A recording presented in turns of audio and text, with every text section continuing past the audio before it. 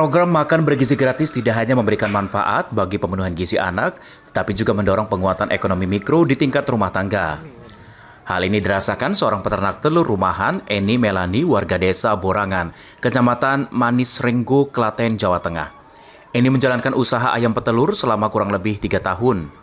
Awalnya hasil produksi hanya dipasarkan secara terbatas di kalangan tetangga dan warung sekitar. Namun, sejak terlibat sebagai pemasok dalam program MBG, usaha Eni kini memiliki pasar yang lebih pasti. Dalam sehari produksi telur dihasilkan mencapai sekitar 8 hingga 9 kg dengan harga jual mengikuti pasar berkisar Rp27.000 per kilogram. Untuk memenuhi kebutuhan MBG, telur-telur tersebut dikumpulkan terlebih dahulu hingga mencapai 25 hingga 30 kg, lalu dikirim ke dapur MBG. Menurut Eni, kehadiran MBG memberikan kepastian pasar sekaligus mempercepat perputaran usaha, terutama untuk kebutuhan pembeli pakan, pada Rabu 22 April 2026. Sebelum terdapat program MBG, Eni harus aktif menawarkan dagangan dari rumah ke rumah maupun ke warung. Kondisi ini membuat penjualan tidak selalu stabil. Kini, dengan adanya MBG, proses distribusi menjadi lebih efisien dan terarah. Eni mengungkapkan kekhawatiran apabila program tersebut tidak berjalan lama. Menurut Eni, program MBG tidak hanya memberikan manfaat bagi pemenuhan gizi anak-anak, tetapi juga memberikan dampak ekonomi. Karenanya, Eni berharap program MBG bisa terus berlanjut agar manfaatnya dirasakan secara luas, baik oleh anak-anak maupun pelaku usaha kecil. Kan itu nggak setiap hari dikirim ke MBG, kita kumpulin, nanti kalau ke MBG udah 25 kilo, 30, saya baru anter. Kalau stop, ya saya bingung lagi, harus kembali ke nol lagi. Saya harus ke jual ke tetangga, saya nawarin lagi, saya harus ke mana-mana, ke warung, Mbak masih enggak telurnya. Kedepan Eni berencana meningkatkan kapasitas usahanya bersamaan meningkatnya kebutuhan program MBG. Saat ini, Eni memelihara sekitar 200 ekor ayam petelur dengan produksi 8-9 kg telur per hari atau sekitar 150 butir telur dengan perkiraan 17 butir telur per kilogram.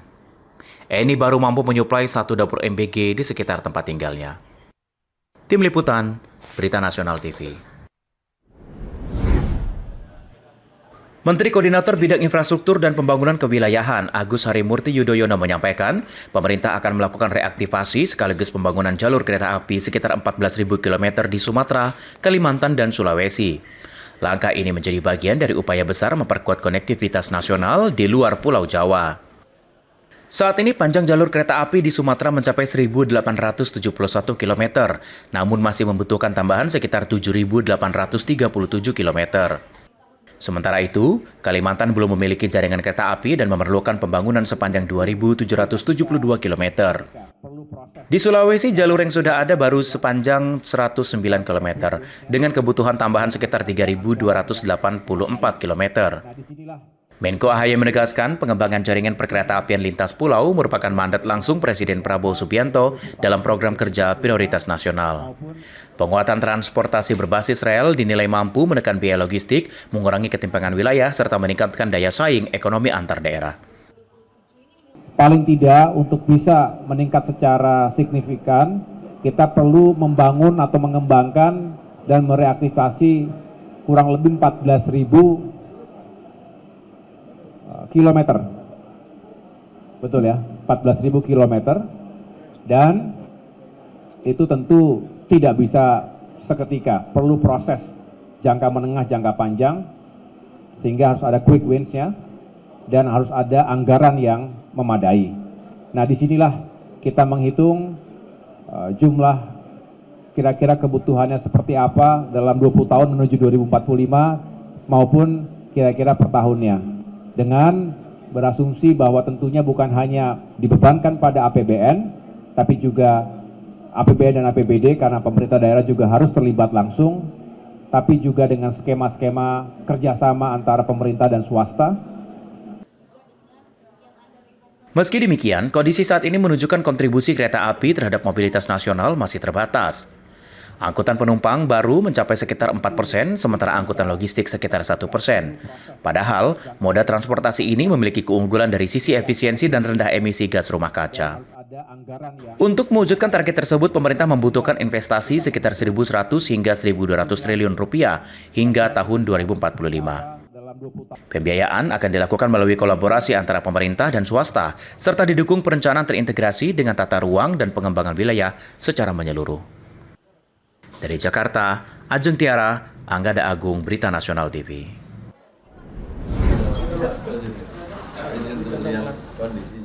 Menteri Sosial Saifullah Yusuf bersama Sekretaris Kabinet Teddy Indra Wijaya meninjau langsung titik rintisan sekolah rakyat di Setialan, Pejompongan, Jakarta pada Rabu 22 April 2026. Peninjauan ini menegaskan komitmen pemerintah memperluas akses pendidikan bagi anak-anak yang belum atau putus sekolah. Gus Ipul menyampaikan pemerintah akan menambah sejumlah titik sekolah rakyat rintisan sesuai arahan Presiden. Hingga saat ini terdapat 10 titik tambahan yang telah dinyatakan layak oleh Kementerian Pekerjaan Umum untuk digunakan sebagai lokasi penyelenggaraan sekolah rakyat. Kedepan, sekolah rakyat rintisan ini akan dilengkapi dengan gedung permanen untuk sementara pemerintah memanfaatkan fasilitas yang sudah ada, salah satunya di lingkungan lembaga administrasi negara yang mampu menampung sekitar 100 siswa. Sesuai arahan Presiden, ya kita akan menambah di beberapa titik.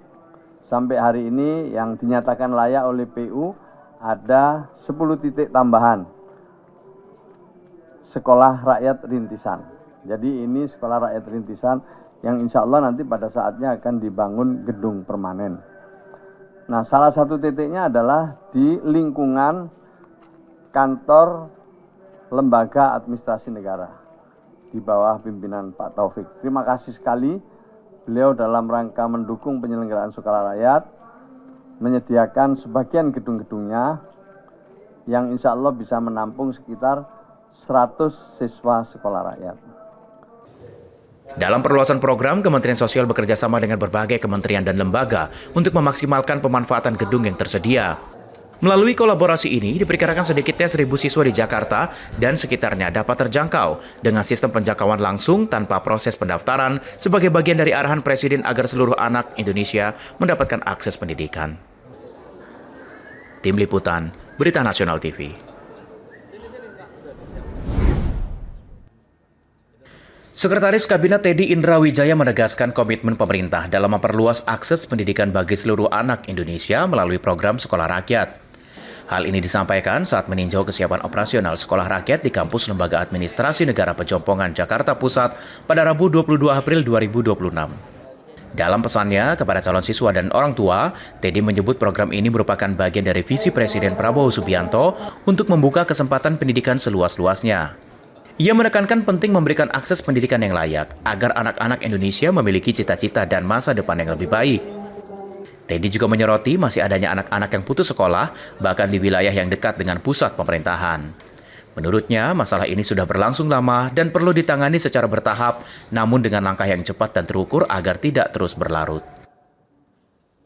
Jadi keinginan Bapak Presiden bagaimana caranya agar seluruh anak Indonesia punya cita-cita, punya kesempatan untuk melalui pendidikan yang layak sehingga berhasil ke depan untuk memperbaiki kehidupan kita semua. Nah, salah satu caranya adalah adanya sekolah rakyat ini. Melalui program Sekolah Rakyat, pemerintah menghadirkan pendekatan terpadu dengan menjamin kebutuhan dasar siswa, mulai dari tempat tinggal, makanan bergizi, hingga layanan kesehatan. Dalam kunjungan ini, Teddy juga memberikan motivasi kepada para calon siswa agar tetap semangat belajar dan meraih cita-cita, serta memastikan kesiapan fasilitas dan juga sistem pembelajaran berjalan optimal bersama dengan para pemangku kepentingan terkait. Ajeng Tiara, Anggada Agung, Berita Nasional TV.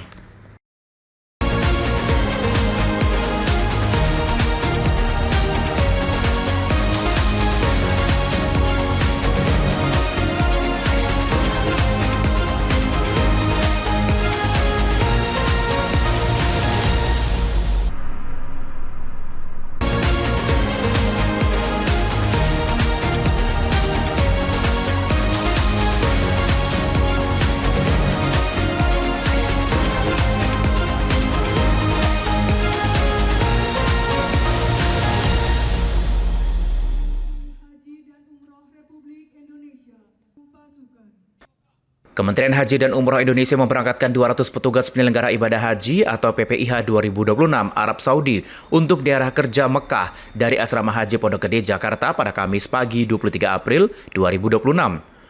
Para petugas ini akan menjadi garda terdepan dalam memastikan pelayanan bagi jemaah Indonesia berjalan optimal di Tanah Suci. Dalam arahannya, Menteri Haji dan Umroh Muhammad Irfan Yusuf menekankan Mekah merupakan titik puncak layanan haji.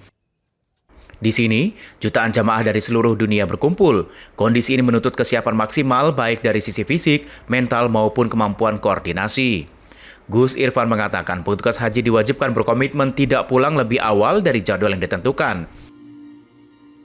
Ia menegaskan petugas haji tidak boleh mengajukan percepatan pulang dengan alasan apapun. Jika memang petugas merencanakan pulang lebih awal untuk alasan pribadi, Menhaj menyarankan petugas untuk tidak berangkat sedari awal.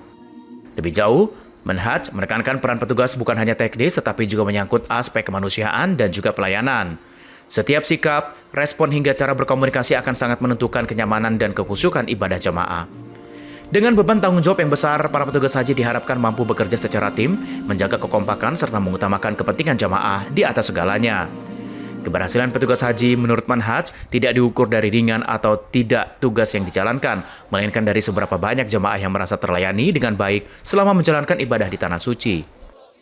Ini ada berapa, Gus? Tadi 200 sekian, 200 orang ya. Untuk yang Dakar Mekah ini seluruhnya sudah berangkat dengan yang hari ini? Masih tersisa beberapa rombongan lagi nanti akan tanggal 27 akan petugas seperti sampaikan tadi tetap sesuai SOP yang kita sampaikan, mendahulukan kepentingan jamaah.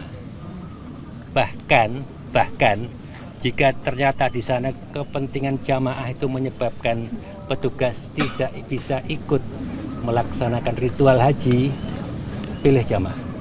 Itu yang kita tekankan kepada mereka. Kemudian tentu saya akan sampaikan bahwa petugas mewakili negara di sana. Positif petugas, positif negara, negatif petugas akan negatif negara kita di sana. Itu yang saya sampaikan. Sebelumnya pada Rabu malam 23 April 2026 dari tempat yang sama diberangkatkan 159 PPIH untuk Dakar Mekah. Terkait kekuatan personil, Gus Irfan menjelaskan dengan keberangkatan petugas Dakar Mekah. Hingga Kamis, petugas haji sudah dikirim ke Arab Saudi mencapai 1.300 orang dan jumlah ini masih akan bertambah secara bertahap. Penyelenggaraan ibadah haji 2026 menjadi catatan tersendiri karena merupakan haji perdana dikelola penuh oleh Kementerian Haji dan Umroh, kementerian baru yang dibentuk Presiden Prabowo Subianto untuk meningkatkan kualitas layanan jamaah. Mahendra Dewananta, Adi Chandra, Berita Nasional TV.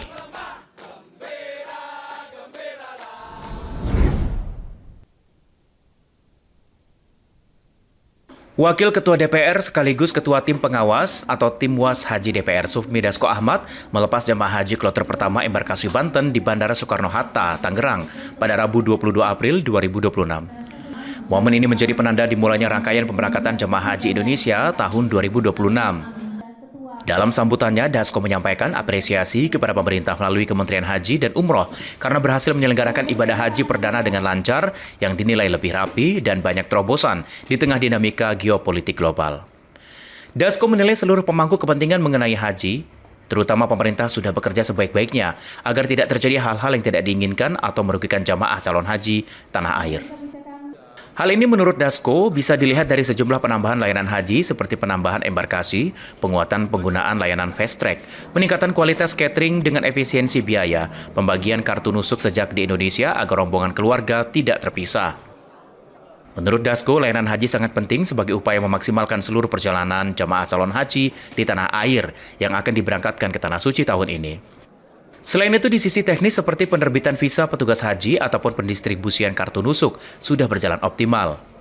Lebih jauh, Dasko menegaskan pelepasan kloter pertama haji 2026 menjadi awal dari seluruh rangkaian keberangkatan jemaah haji. Pada saat ini, Kementerian Haji yang pertama kali melaksanakan pemberangkatan haji, petugas pendamping itu selama 1 bulan penuh, kemudian sudah dididik, dilatih sedemikian rupa untuk kemudian mendampingi jemaah haji kita selama di Tanah Suci. Kemudian kami juga monitor bahwa ada penambahan embarkasi haji menjadi 4 lalu kemudian ada penambahan fast track haji untuk mempermudah jemaah haji kita, dan kami juga mendapatkan informasi bahwa biaya catering di Tanah Suci juga turun, sehingga kemudian dengan biaya yang ada insya Allah catering untuk jemaah haji kita akan lebih baik dari yang sudah-sudah. Di tempat yang sama, Menteri Haji dan Umroh Muhammad Irfan Yusuf mengatakan momentum keberangkatan jemaah haji bukan hanya sekedar agenda administratif, melainkan peristiwa penuh makna hingga harapan. Gus Irfan mengatakan keberangkatan ini menjadi momen lama yang dinantikan jemaah karena banyak di antara mereka harus menunggu bertahun-tahun, bahkan hingga puluhan tahun. Maupun bagi keluarga yang melepas. Untuk itu izinkan saya menyampaikan dengan penuh ketulusan negara hadir bersama Ibu Bapak sekalian. Pemerintah hadir, kami terus berkoordinasi secara intensif dengan otoritas terkait, memastikan bahwa seluruh jemaah Indonesia mendapatkan perlindungan, pelayanan, dan keamanan terbaik selama menjalani ibadah. Itu adalah permintaan dari Presiden yang menekankan keamanan dan keselamatan jamaah menjadi prioritas utama. Manhaj mendoakan seluruh jemaah bisa menjalankan ibadah haji dengan lancar, tanpa kendala berarti, dan kembali ke tanah air dalam kondisi sehat. Tim Liputan, Berita Nasional TV. Kementerian Investasi dan Hilirisasi atau Badan Koordinasi Penanaman Modal atau BKPM mencatat realisasi investasi hilirisasi pada triwulan pertama 2026 mencapai 147,5 triliun rupiah. Angka ini tumbuh 8,2% dibandingkan periode yang sama tahun sebelumnya, sebesar 136,3 triliun. Kontribusi investasi hilirisasi mencapai 29,6% dari total realisasi investasi nasional yang menyentuh 498,8 triliun rupiah. Menteri Investasi Kepala BKM Rosan Roslani menyebut peran sektor hilirisasi dinilai semakin signifikan dan memiliki potensi yang terus meningkat ke depan. Dari total tersebut, hilirisasi mineral menjadi penyumbang terbesar dengan nilai 98,3 triliun rupiah. Komoditas nikel mendominasi sebesar 41,5 triliun rupiah, disusul tembaga 20,7 triliun rupiah, besi baja 17 triliun rupiah, bauksit 13,7 triliun rupiah, timah 2,5 triliun rupiah, serta komoditas lainnya. Kontribusi dari investasi yang berhubungan dengan hilirisasi itu cukup signifikan, mencapai 29,6% di triwulan pertama ini. Jadi kurang lebih angkanya mencapai 147,5 triliun atau peningkatan 8,2%. Kita melihatnya perikanan dan kelautan ini mungkin di dalam semester berikutnya atau semester 2 atau 3 atau 4 ini insya Allah bisa meningkat, karena saat ini masih 1,7 triliun karena komoditas pada sektor ini termasuk garam, ikan TCT, udang, rumput laut, rajungan, dan tilapia. Nah, ini adalah saya mendapatkan informasi bahwa akan investasi di bidang garam dan juga di bidang rumput laut dan ikan tilapia ini sudah mulai akan berjalan pada semester depan. Sementara itu, hilirisasi perkebunan dan kehutanan mencapai 29,8 triliun rupiah dengan kelapa sawit sebagai kontributor terbesar. Pemerintah menargetkan investasi di sektor ini terus meningkat seiring dengan optimalisasi nilai tambah sumber daya alam. Sedangkan hilirisasi migas tercatat sebesar 17,7 triliun rupiah, serta perikanan dan kelautan 1,7 triliun rupiah. Sebagian besar investasi hilirisasi terbesar di luar Pulau Jawa dengan total 75,5% menunjukkan pemerataan pembangunan dan penguatan ekonomi daerah. Tim Liputan, Berita Nasional TV.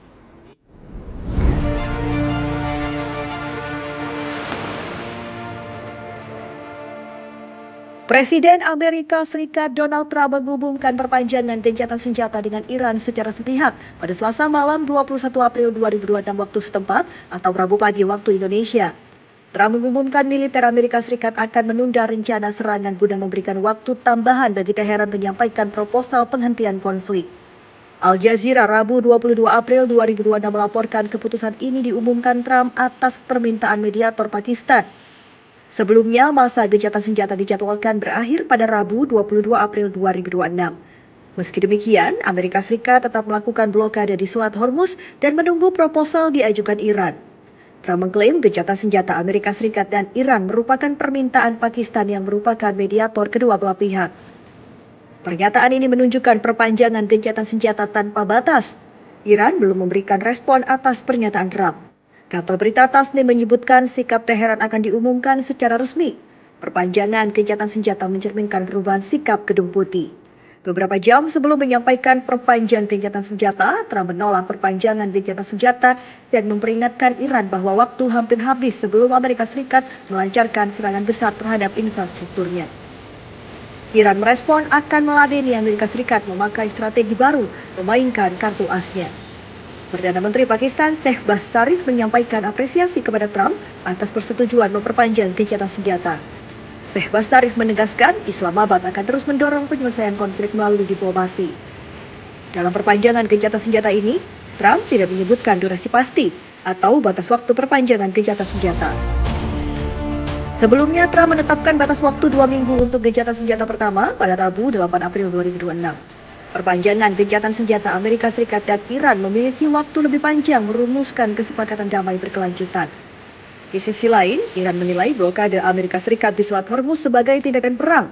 Trump belum memulai operasi militer dan tidak memberikan sinyal menghentikan blokade.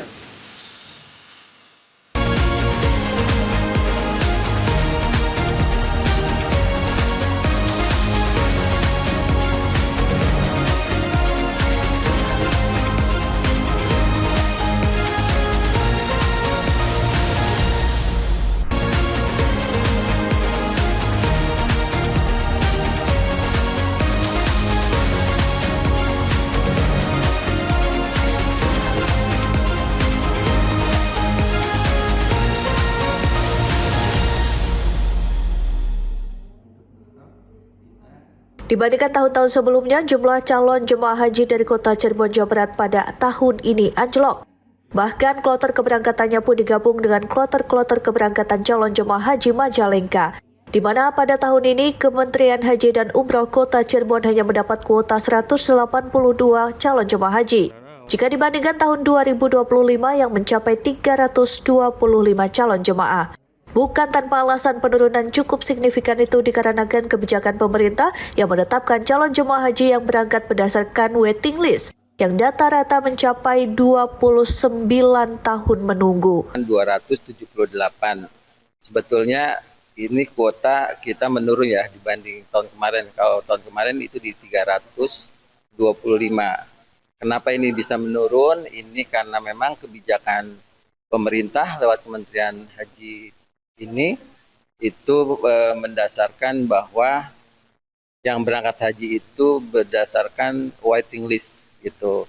Kalau tahun kemarin itu berdasarkan kuota provinsi, kalau sekarang berdasarkan waiting list. Sementara itu, sebagian besar calon jemaah haji yang berangkat tahun ini sudah mempersiapkan segala macam kebutuhan dan persiapannya. Insya Allah sudah lengkap persiapan sih. Kayaknya tinggal menunggu itu aja. Di samping syukuran sama keberangkatan aja. Rencananya calon jemaah haji asal kota Cirebon tersebut akan berangkat terlebih dulu ke embarkasi Indramayu pada tanggal 8 Mei mendatang. Theo Fandi, Berita Nasional TV.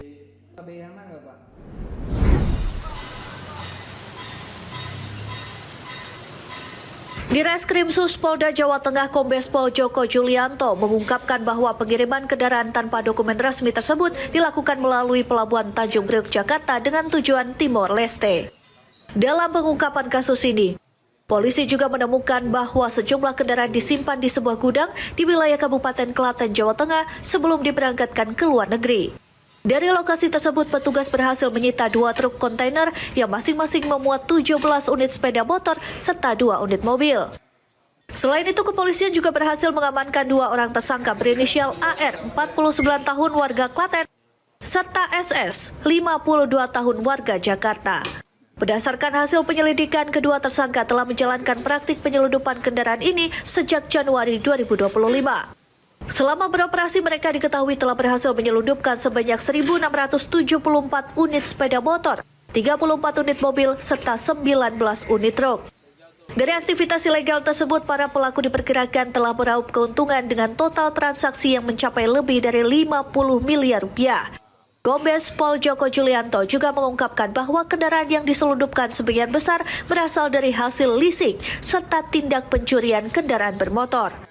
Atas perbuatannya, kedua tersangka dijerat dengan pasal 592 dan pasal 591 KUHP tentang jaminan fidusia dengan ancaman hukuman maksimal 6 tahun penjara serta denda hingga 500 juta rupiah. Tersangka yang kedua, Saudara SS, umur 52 tahun, pekerjaan swasta, warga Mampang Perapatan, Jakarta Selatan. Untuk modus operandi, tersangka mempunyai kendaraan bermotor roda 2 dan roda 4 serta roda 6 dari berbagai sumber yang tidak dilengkapi dokumen kepemilikan yang sah. Dari Jawa Tengah, Tim Liputan Berita Nasional TV.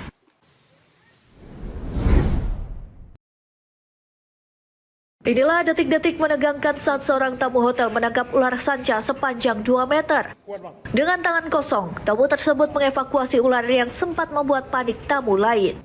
Peristiwa ini terjadi di Grand Daerah Hotel Jalan Jenderal Sudirman, Palembang.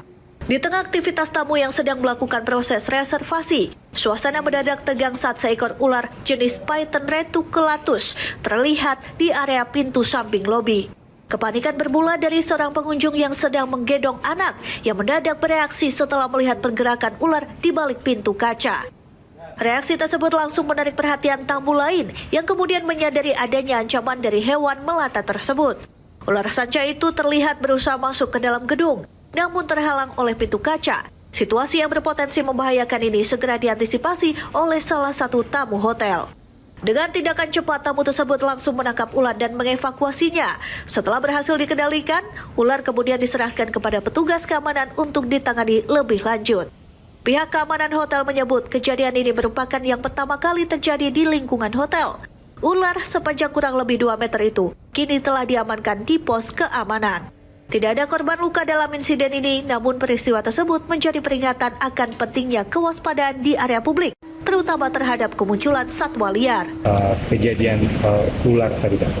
Ya, untuk kejadian tadi baru kali ini ada ular, terus langsung kebetulan ada langsung ditangkap sama tamu. Dan barangnya ularnya sudah kita amanin di. Theo Fandi, Berita Nasional TV.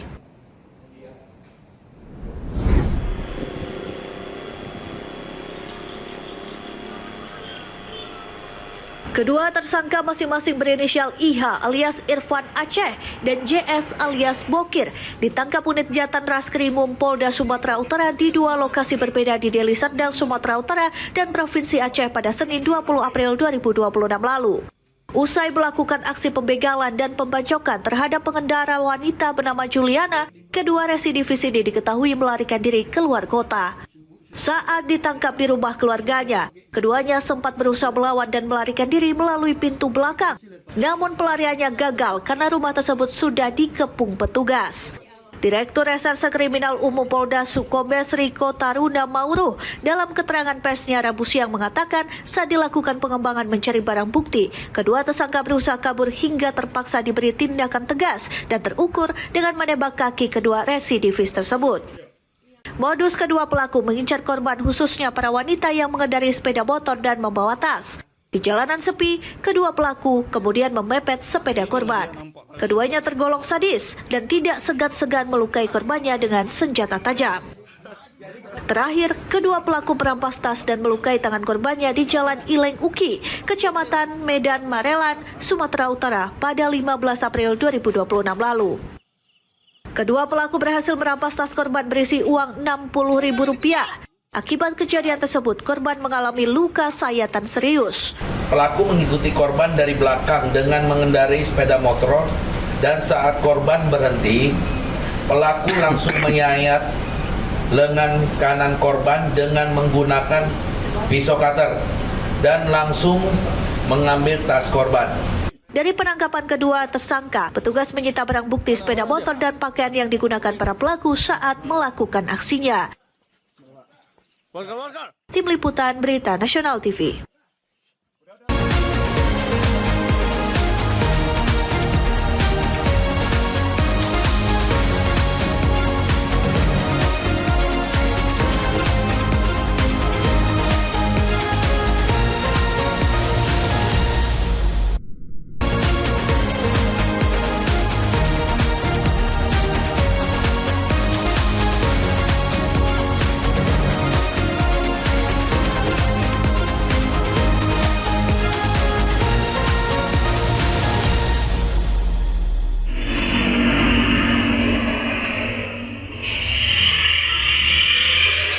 Inilah rekaman CCTV yang memperlihatkan detik-detik aksi pencurian sepeda motor milik salah seorang pengunjung kedai kopi di wilayah Kecamatan Cikande, Kabupaten Serang, Banten.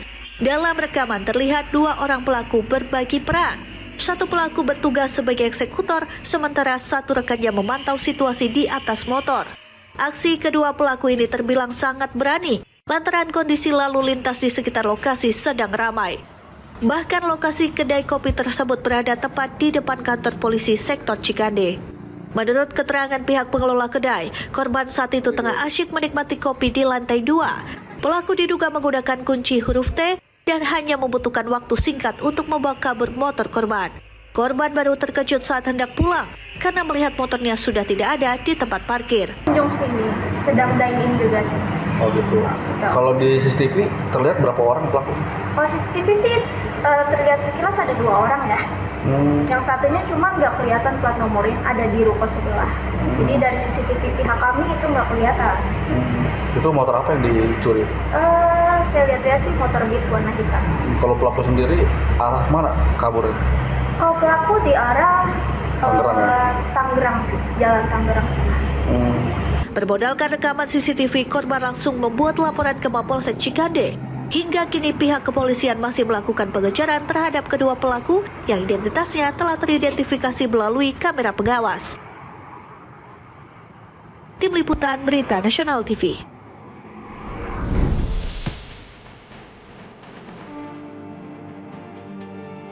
Nemo Water Forest berada di Kecamatan Bungur Sari, Kabupaten Purwakarta, Jawa Barat.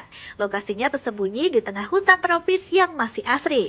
Suasana ini memberikan pengalaman berlibur yang tenang dan jauh dari hiruk-pikuk perkotaan. Destinasi ini mengusung konsep unik, yaitu kolam renang dengan pasir putih seperti pantai, dipadukan dengan lingkungan hutan hijau dan udara sejuk. Pengunjung dapat merasakan sensasi berenang seolah-olah berada di tepi pantai. Nemo Water Forest diklaim sebagai water park konsep pantai pertama di Jawa Barat. Hal ini menjadi daya tarik utama yang membuatnya cepat viral di media sosial. Banyak wisatawan datang untuk mencoba pengalaman baru dan unik. Berbagai wahana menarik tersedia untuk pengunjung, diantaranya kolam arus atau wave pool, wahana mandi busa, kolam renang anak dan dewasa, serta mini zoo. Selain itu, terdapat aktivitas seru seperti bermain pasir pantai dan ATV. Tidak hanya wahana bermain, pengunjung juga dapat menikmati beragam fasilitas seperti waterfall resto, Nemo bar, food cart, dan area makan di tengah kolam. Fasilitas ini menjadikan tempat ini sebagai one-stop vacation bagi keluarga. Untuk kenyamanan pengunjung disediakan fasilitas penunjang seperti ruang bilas dan mandi, musola, dan area istirahat. Semua fasilitas ini dirancang untuk memberikan pengalaman berwisata yang lengkap dan menyenangkan. Nemo Water Forest dibuka setiap hari mulai pukul 8 hingga 18 waktu Indonesia Barat. Harga tiket promo tergolong terjangkau, yaitu sekitar Rp35.000 untuk dewasa dan Rp25.000 untuk anak-anak.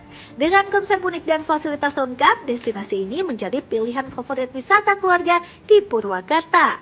Tim Liputan Berita Nasional TV.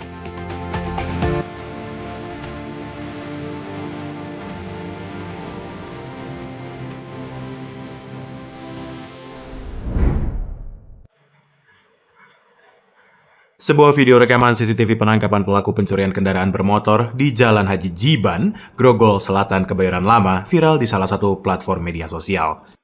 Dalam rekaman CCTV, terlihat pelaku melarikan diri saat dikejar warga dan akhirnya tertangkap usai dikepung di sebuah gang buntu. Menurut Ketua RT, wajah pelaku sudah sangat dikenali karena terekam CCTV, baik ketika memantau situasi ataupun saat mencuri sepeda motor.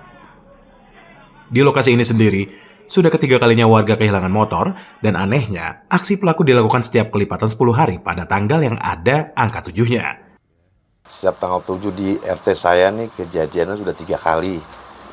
3 kali curanmor. Dan kita juga punya ada CCTV-nya gitu. Itu setiap tanggal 7 bener Pak RT? Ya pokoknya ada 7-nya gitu. Ada 7-nya? Iya tanggalnya. Dia itu pas tangkap ada katanya ada barang bukti kunci gimana tuh Pak? Iya, itu kejadiannya memang waktu beliau sepertinya lagi mantau gitu kan, ketangkapnya bukan di RT kita gitu kan, di RT sebelah tuh, di RT 3. Usai tertangkap warga, Pelaku akhirnya diserahkan ke kepolisian setempat guna dilakukan pemeriksaan lebih lanjut. Tim Liputan Berita Nasional TV.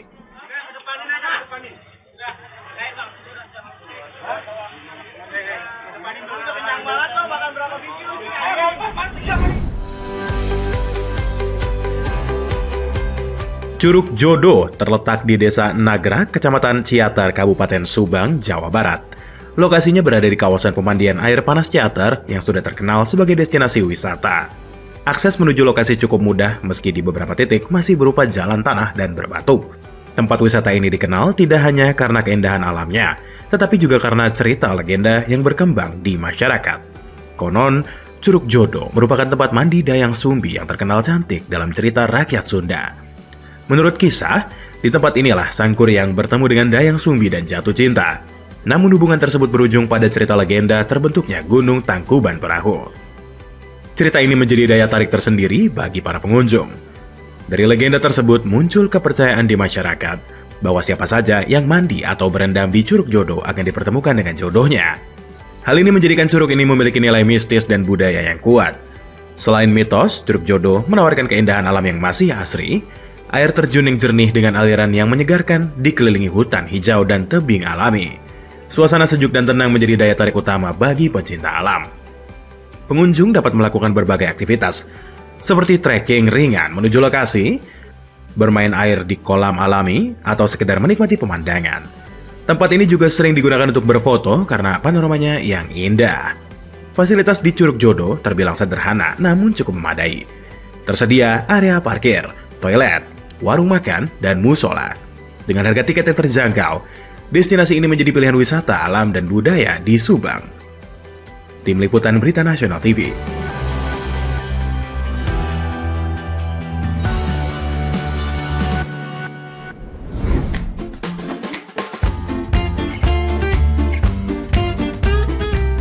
Ciater Spring Valley Water Park terletak di kawasan Ciater Hot Spring dan Resort, Kabupaten Subang, Jawa Barat. Lokasi ini dikenal sebagai daerah wisata dengan kekayaan alam berupa perkebunan teh dan sumber air panas dari Gunung Tangkuban Perahu. Suasana sejuk menjadi nilai tambah bagi pengunjung. Water Park ini merupakan fasilitas tambahan yang dibuka pada tahun 2019, difokuskan untuk wisata keluarga terutama anak-anak. Kehadirannya menambah variasi wahana di kawasan Ciater yang sudah terkenal. Ciater Spring Valley Water Park memiliki kolam renang yang luas dan aman. Didesain khusus agar ramah bagi anak-anak dengan kedalaman yang terkontrol. Fasilitas keamanan dan kenyamanan menjadi prioritas yang utama. Beragam wahana air tersedia untuk menambah keseruan, di antaranya perosotan air, ember tumpah, semprotan air, dan wahana bermain anak seperti odong-odong. Anak-anak dapat bermain air dengan aman dan menyenangkan. Selain water park, pengunjung juga dapat menikmati kolam rendam air panas. Terdapat berbagai pilihan kolam seperti Mayang Sari Pool, Nangka Pool, dan Louis Sari Pool. Fasilitas ini memberikan pengalaman relaksasi setelah bermain air. Akses menuju lokasi terbilang mudah, hanya membutuhkan waktu sekitar 30 menit dari Lembang dan 60 menit dari Bandung. Petunjuk arah menuju kawasan Ciater juga sudah tersedia dengan jelas. Harga tiket masuk tergolong terjangkau, berkisar Rp40.000 saat hari biasa dan Rp45.000 saat akhir pekan. Sementara ada juga paket masuk sekitar Rp65.000 per orang. Dengan fasilitas lengkap dan lokasi strategis, tempat ini menjadi pilihan wisata air di Subang. Tim Liputan Berita Nasional TV.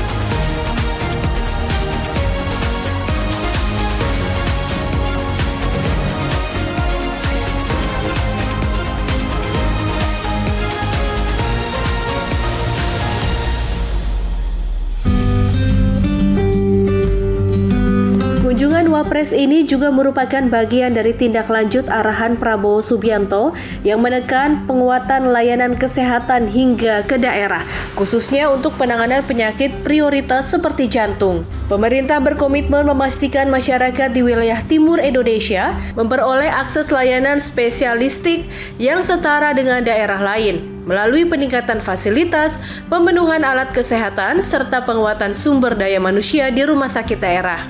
Dalam peninjauan tersebut, Wapres mendengarkan dan berdialog dengan Dr. Hendrik Mansa terkait penguatan layanan jantung dan kebutuhan alat kesehatan penunjang. Direktur RSUD menjelaskan bahwa rumah sakit telah berhasil melakukan operasi jantung pertama di tanah Papua pada tahun 2024. Namun keberlanjutan layanan tersebut masih terkendala keterbatasan alat utama. Ia menyampaikan kebutuhan alat diagnostik lanjutan berupa intravaskular ultrasound untuk meningkatkan akurasi tindakan kardiovaskular. Menanggapi hal tersebut, Wapres menaruh perhatian pada kesiapan fasilitas dan layanan yang telah dibangun, sekaligus menanyakan kapasitas pelayanan rumah sakit. Dalam peninjauan ini, Wapres sempat berinteraksi dengan pasien pertama operasi jantung di RSUD tersebut. Kami sebagai pembantu Presiden berkomitmen untuk melakukan percepatan pembangunan di Papua. Apalagi sekarang sudah ada komite, sudah ada BP3OKP, semuanya kompak bahu-membahu untuk melakukan percepatan pembangunan di Papua. Kita sudah lihat pembangunan rumah sakit, kampung nelayan, sekolah-sekolah. Kita juga lihat program seperti MBG dan lain-lain. Kita pastikan program-program dari Bapak Presiden ini berjalan dengan baik di Papua, dan yang paling penting program ini semuanya impactful untuk warga Papua. Sebagai informasi, RSUD JP Wanane telah didukung oleh 32 dokter spesialis dan 20 dokter umum dengan berbagai kompetensi lanjutan di bidang jantung, kemoterapi, hingga hemodialisa. Rumah sakit ini juga aktif melakukan pendekatan layanan dengan program DocTouch, yaitu menghadirkan dokter spesialis ke wilayah terpencil untuk memperluas akses layanan kesehatan bagi masyarakat. Dari Sorong, Papua Barat, Tim Liputan Berita Nasional TV.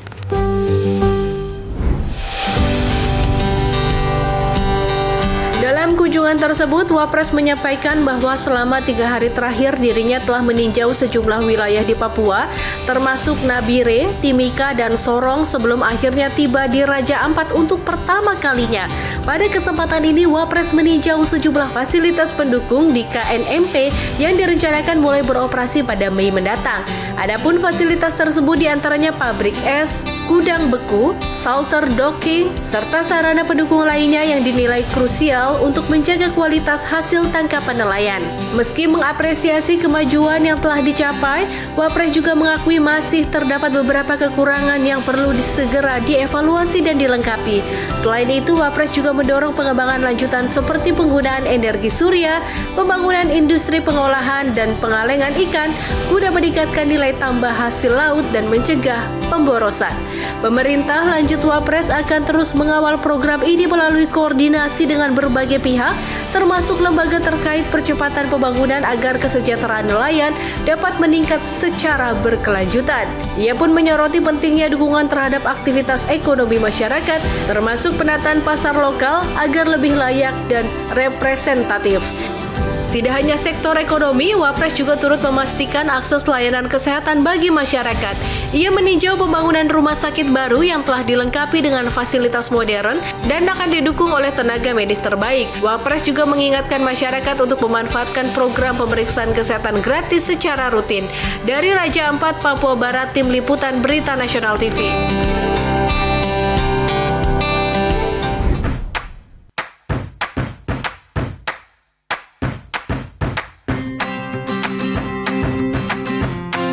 Setibanya di lokasi, Wapres disambut oleh Wakil Bupati Raja Ampat Mansur Syahdan, Kepala Dinas Pendidikan Kabupaten Raja Ampat Herman Soor, Wakil Kepala Regional Badan Gizi Nasional Provinsi Papua Barat Daya Ajeng Diah Puspita, serta Kepala Sekolah SDN 2 Wasai Chandra Arif. Dalam peninjauan tersebut, Wapres mengunjungi beberapa ruang kelas untuk melihat langsung pelaksanaan program MBG pada hari ini. Menu yang disajikan meliputi nasi putih, ayam kecap, tempe goreng, sayur singkong, dan buah apel. Selain memastikan pelaksanaan program berjalan dengan baik, Wapres juga menyapa para siswa dan melihat secara langsung respon mereka terhadap makanan yang disajikan. Salah seorang siswa kelas 2C, Tian, mengaku menyukai menu yang baru saja dihabiskannya. Melalui peninjauan ini, Wapres menegaskan pentingnya keberlanjutan program MBG sebagai bagian dari strategi pemerintah dalam meningkatkan kualitas gizi anak Indonesia sekaligus mendukung tumbuh kembang yang optimal bagi generasi penerus bangsa. Turut mendampingi Wapres dalam peninjauan ini Menteri Koordinator Bidang Politik dan Keamanan Jamari Caniago, Wakil Menteri Dalam Negeri Ripka Haluk, Gubernur Papua Barat Elisa Kambu. Dari Raja Ampat Papua Barat, Tim Liputan Berita Nasional TV.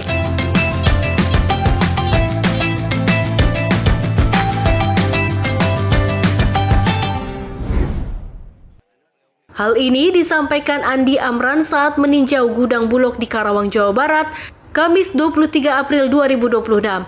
Amran menjelaskan beberapa tahun lalu Indonesia sering melakukan impor beras, bahkan pada kurun waktu 2023 hingga 2024, RI mengimpor 7 juta ton beras, angkanya mencapai sekitar 100 triliun jika ditambah impor jagung. Stok cadangan beras pemerintah yang dikuasai Perum Bulog mencapai 5.189 ton. Jumlah tersebut menjadi yang tertinggi sepanjang sejarah Indonesia. Sebelumnya, Menteri Pertanian Andi Amran Sulaiman mengumumkan cadangan beras pemerintah telah melebihi 5 juta ton.